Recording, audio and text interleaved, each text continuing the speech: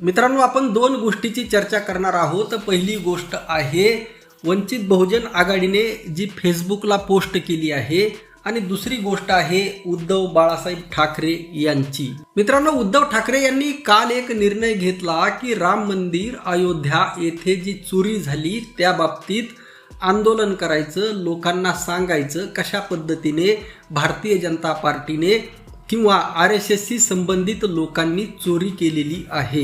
मित्रांनो, चोरी झालेली आहे का? मी म्हणतो चोरी झालेली नाही. येथे लूट झालेली आहे, दरोडा पडलेला आहे. जगातील सगळ्यात मोठी लूट झालेली आहे आणि त्याला तुम्ही एका सिंपल चोरीचं नाव देता. आणि उद्धव ठाकरे यांनी आंदोलन केल्याने ही चोरी थांबणार आहे का? अजिबात नाही.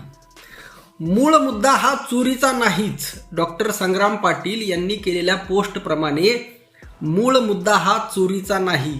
चोरी कालही होत होती, पूर्वीसुद्धा होत होती, 100 वर्षापूर्वी सुद्धा होत होती आणि अजून येणाऱ्या 100 वर्षात सुद्धा होणार आहे.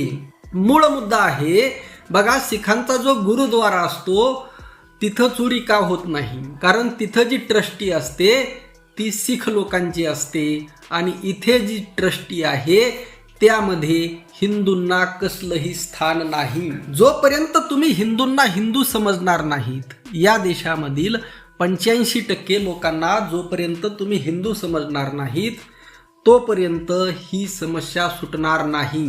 उद्धव ठाकरे यांनी जर आंदोलन करायचं असेल तर एकतर उद्धव ठाकरे हे 100% प्रबोधनकार ठाकरे यांचा वारसा चालवत नाहीत आणि जर आंदोलन करायचं असेल तर आमचा वाटा कुठं आहे, आमचा हिस्सा कुठं आहे?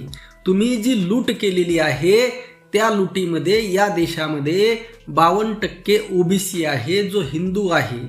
मग त्या OBCचे किती प्रतिनिधी त्या राम मंदिराच्या ट्रस्टीमध्ये आहेत? राम मंदिराचं जे आंदोलन झालं, लक्षात घ्या, राम मंदिराचं जे आंदोलन झालं, हजारो लोक मेले आणि त्यामध्ये मरणारे हे बहुजन हिंदू होते, OBC होते. मग OBCंनी जर बलिदान दिलेलं आहे, OBC राम मंदिरासाठी मेलेले आहेत अक्षरशः, मग किमान त्या घरच्या कुटुंबियांना ज्या घरातून बलिदान गेलेलं आहे त्या कुटुंबातील व्यक्तीला तरी त्या ट्रस्टीमध्ये घ्या. अगदी बघा, उमा भारती तुम्हाला आठवत असतील, ज्या मध्य प्रदेशच्या मुख्यमंत्री राहिलेल्या आहेत आणि राम मंदिर आंदोलनामध्ये फार मोठा सिंहाचा वाटा त्यांचा आहे.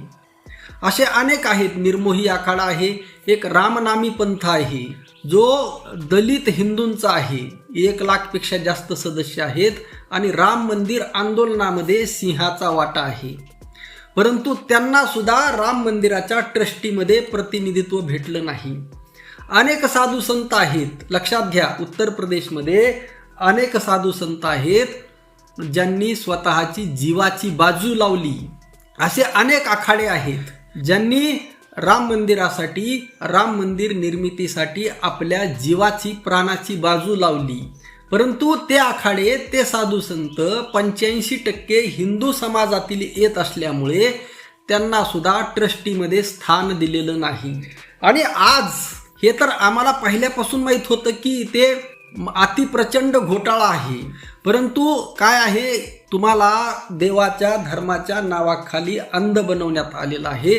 त्यामुळे तुम्हाला सत्य दिसत नाही.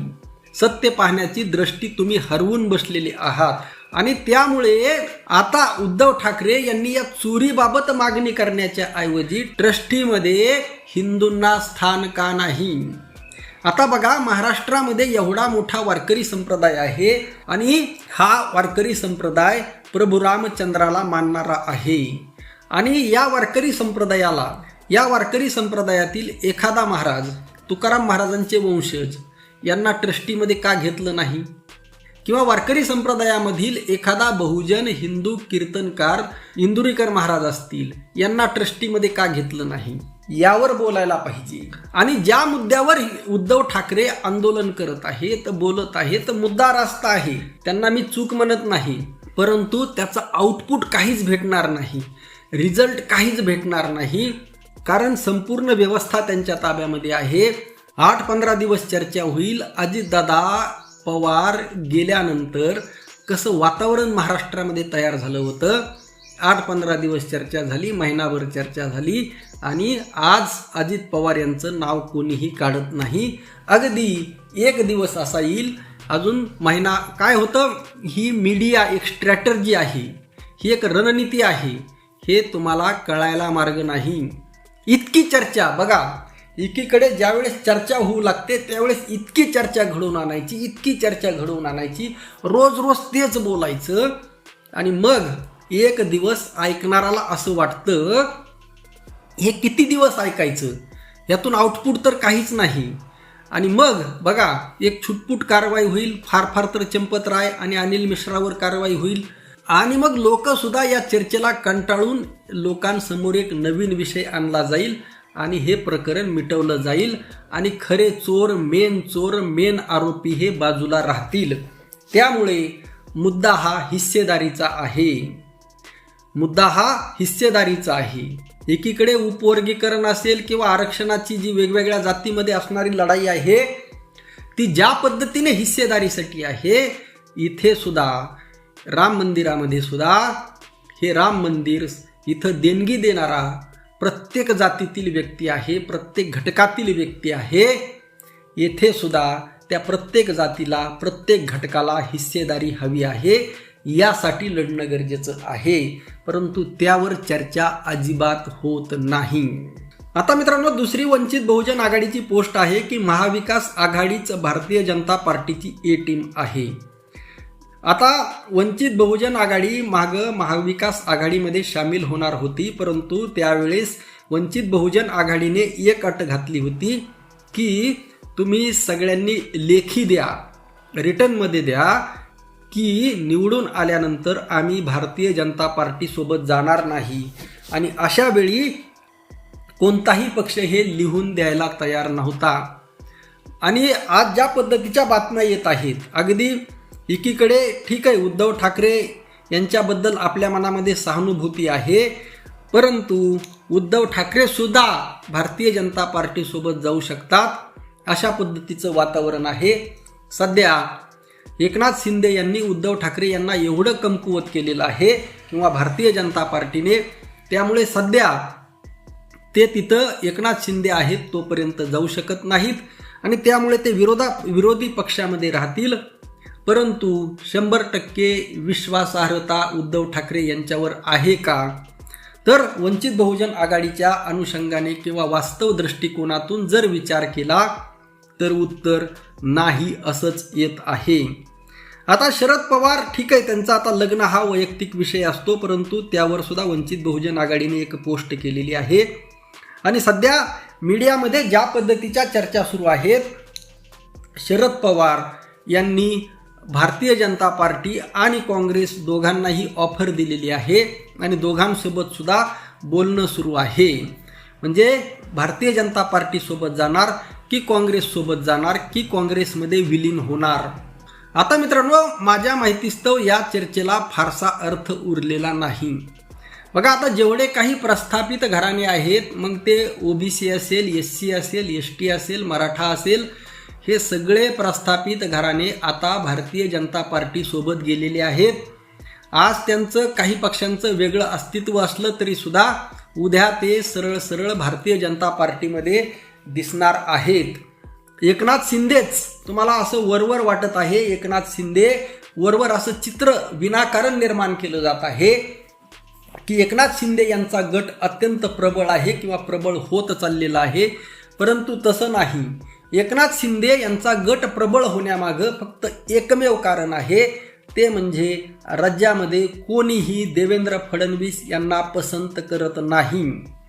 बघा आपल्या महाराष्ट्रामध्ये असा व्यक्ती मुख्यमंत्री आहे ज्याला राज्यातील 95% जनता पसंत करत नाही, तरी सुद्धा तो मुख्यमंत्री आहे म्हटल्यानंतर कशा पद्धतीची व्यवस्था आहे. आणि मुख्यमंत्री म्हणून एवढं त्यांचं पक्कं स्थान झालेलं आहे की देवेंद्र फडणवीस उद्या प्रधानमंत्री पदाचे उमेदवार आहेत. एवढं पक्कं स्थान देवेंद्र फडणवीस यांच्याकडे आहे. देवेंद्र फडणवीस यांच्या पाठीमागे जनता जरी नसली तरी देवेंद्र फडणवीस यांच्या पाठीमागे आमदार आहेत आणि असे आमदार आहेत जे फुटणार नाहीत. आमदारापुढे दुसरा नेतृत्व ॲक्सेप्ट करण्यासारखा दुसरा सक्षम पर्याय नाही. आणि भारतीय जनता पार्टीने ज्या पद्धतीने काश्मीरपासून कन्याकुमारीपर्यंत ईडी, इन्कम टॅक्स, CBI या सगळ्या संस्थावर, न्यायालयावर जी मजबूत पकड बनवलेली आहे, म्हणजे इंग्रजांना ज्या पद्धतीने येथील 95% जनता पसंत करत नव्हती, परंतु पर्याय नव्हता, अगदी तीच परिस्थिती देवेंद्र फडणवीस यांची आहे. आणि त्यामुळे अशामध्ये शरद पवार यांच्या लग्नावर मी सुद्धा का बोललेलो नाही, कारण लग्न ही प्रत्येकाची वैयक्तिक बाब आहे. सगळ्यात महत्त्वाचं म्हणजे शरद पवार यांची कन्या सुप्रिया सुळे आणि त्यांची कन्या रेवती वगैरे काहीतरी नाव आहे, यांनी इंटरकास्ट मॅरेज केलेलं आहे. आणि कोणत्या पद्धतीने, वैदिक पद्धतीने केलं, अवैदिक पद्धतीने केलं, याला महत्त्व ठरत नाही. त्यांचा पुरोगामीपणा तेथे सिद्ध होत आहे. सगळ्यात महत्त्वाचं बघा, सगळ्यात महत्त्वाची गोष्ट काय आहे ती सुद्धा लक्षात घ्या. शरद पवार किंवा सुनेत्राताई पवार यांचं अस्तित्व किंवा एकनाथ शिंदे या सगळ्यांचं अस्तित्व आता भारतीय जनता पार्टीच्या मेहरबानीवर शिल्लक आहे. आणि उद्धव ठाकरे यांच्या पाठीमागे राज्यातील जनतेची प्रचंड सहानुभूती आहे. तेवढी सहानुभूती एकनाथ शिंदे यांच्याकडे नाही, तेवढी सहानुभूती शरद पवार यांच्याकडे सुद्धा नाही, आहे पण कमी आहे. आता रोहित पवार हे सहानुभूती मिळवत आहेत, शेतकऱ्यांचा त्यांना पाठिंबा भेटत आहे. ते जर असंच लढत राहिले प्रामाणिकपणे तर उद्धव ठाकरे यांच्यानंतर सगळ्यात लोकप्रिय नेते येणाऱ्या काळामध्ये तुम्हाला रोहित पवार दिसतील. आणि उद्धव ठाकरे जर असंच घरात बसले तर राज्यामध्ये येणाऱ्या काळामध्ये सगळ्यात पॉप्युलर नेता म्हणून, प्रसिद्ध नेता म्हणून उदयास येणार आहेत रोहित पवार. आणि ज्या पद्धतीने ते लढत आहेत, जे मुद्दे घेत आहेत, त्यांच्या बोलण्यामध्ये प्रामाणिकपणा दिसत आहे आज तरी. आता भविष्याचं आपण सांगू शकत नाही. आणि सगळ्यात महत्त्वाचा मुद्दा लक्षात घ्या, उद्धव ठाकरे यांनी राम मंदिरावर बोललं पाहिजे का? 100% बोललं पाहिजे. परंतु सध्या राज्यातील लोकांच्या, जनतेचा, जिव्हाळ्याचा प्रश्न असणारा शेतकरी कर्जमाफी, ज्यामध्ये जनतेला फसवण्यात आलेलं आहे. खरं तर उद्धव ठाकरे आजच्या घडीला सगळ्यात जास्त पॉप्युलर नेता, सत्ता जरी नसली, आमदार जरी नसले, खासदार जरी नसले, जनतेच्या पसंतीचा 1 क्रमांकाचा नेता म्हणजे आजच्या महाराष्ट्रामध्ये उद्धव ठाकरे आहेत. आणि मग अशा वेळी उद्धव ठाकरे यांनी जर शेतकरी कर्जमाफीसाठी जर रस्त्यावर उतरले, जर आंदोलन जर उभा केलं, तर सरकारला तर झुकावंच लागेल, कर्जमाफी द्यावीच लागेल. परंतु याचा अतिप्रचंड फायदा उद्धव ठाकरे यांना होईल, हे मात्र त्यांना कळायला मार्ग नाही. आणि रोहित पवार यांनी सुद्धा हा मुद्दा सोडता कामा नये. बघा, 2019ला ज्या शेतकऱ्यांना कर्जमाफी भेटली त्यांना शेतकरी कर्जमाफीतून वगळणं म्हणजे 90% शेतकऱ्यांना वगळण्यासारखं आहे.